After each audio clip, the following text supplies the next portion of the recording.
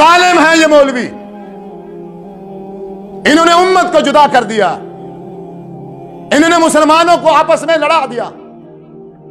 और हम नादान इन मौलवियों के कहने पर लड़ने के लिए एक दूसरे के लिए तैयार करें। अल्लाह ताला ने अकल दी है, शऊर दिया, यह कुरान है हमारे पास, रसूलुल्लाह सल्लल्लाहु अलैहि वसल्लम का फरमान हमारे पास मौजूद है। हमें लड़ने की जरूरत है? क्यों लड़े हम? एक दूसरे को जहन्नमी क्यों कहें हम? एक दूसरे को इस्लाम से खारिज क्यों करें हम? एक दूसरे पर कुफ्र का फतवा क्यों लगाएं? और जब हमारे पास हदीस मौजूद है, लड़ाई करने से पहले, फतवा लगाने से पहले हर बंदा, मैं कह रहा हूं कि आप सल्लल्लाहु अलैहि वसल्लम का तरीका नमाज पढ़ने का रफ़ुल दैन करके है। एक दूसरा मौलवी कहता है नहीं, आप सल्लल्लाहु अलैहि वसल्लम ने बगैर रफ़ुल दैन की नमाज पढ़ी है। तो अब इसमें कोई लड़ाई वाली बात नहीं है, कोई झगड़े वाली बात नहीं है। अब जिसकी बात हदीस रसूल से मिल जाए उसको ले लो, और जिसकी बात हदीस से न मिले उसको छोड़ दो, वो गलत है। खत्म, सिंपल बात। इसमें कोई लड़ाई और झगड़े वाली बात बिल्कुल नहीं है। मौलवी इनके जानबूझ के करते हैं, उन्हें सब पता। अवाम मसरूफ है दुनियादारी में, मरने का कोई होश नहीं है, आखिरत की किसी को तैयारी की फिक्र नहीं है।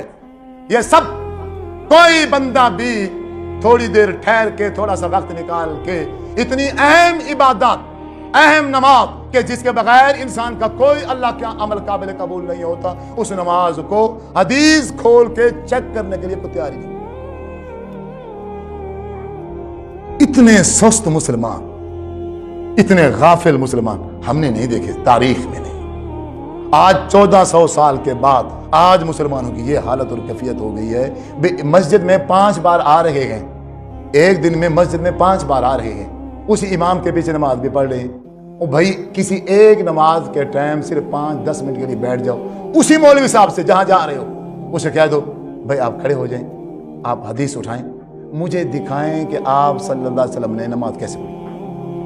इतना ही नहीं कर सकते, ये कोई मुश्किल काम है? उसकी मां मर जाएगी, कभी कहेगा हदीस की किताब नहीं है, कभी कहेगा चाबी नहीं है, कभी क्या ड्रामा करेगा, कभी क्या, आपको हदीस उठा के नहीं दिखाएगा। ये मैं गुनहगार कह रहा हूं, अगर उसकी नमाज हजूर के तरीके के मुताबिक नहीं है, कभी भी आपको हदीस उठा के नहीं दिखाएगा। और जिस मुसलमान की नमाज हजूर के तरीके के मुताबिक है, आप ऐसे बोलेंगे, उसे कहेंगे, वो खुशी से झूम जाएगा, वो खुश हो जाएगा। अगर उसके पास हदीस की किताब ना हुई, जहां से मर्जी उसको किताब लानी पड़े, वो ढूंढ के तलाश करके किताब ले आएगा और आपके घर आके आपको वो हवाला दिखाएगा और खोल खोल के दिखाएगा। ये निशानी है।